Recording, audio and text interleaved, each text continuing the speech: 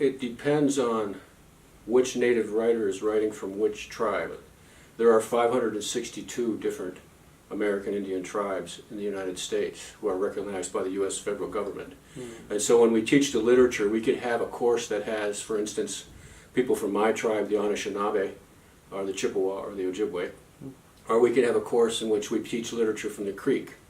But in those literature, usually what shows up is the writer's relation to what we call the oral tradition of their particular tribe, or it could be also a writer's relation to the spiritual ceremonial practices of their tribe, and it also could include the language of that tribe.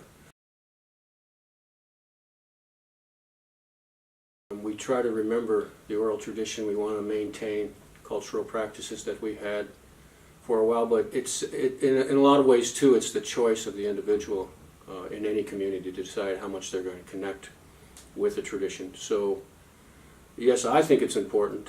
It's been important to me and a lot of other writers.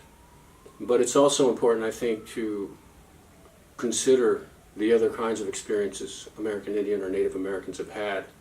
For instance, in the 1950s and 60s, many American Indian people were moved from reservations under a government policy called relocation. So for people to write about the experience of being relocated to urban areas or cities is also important for us to remember as a kind of political cultural history.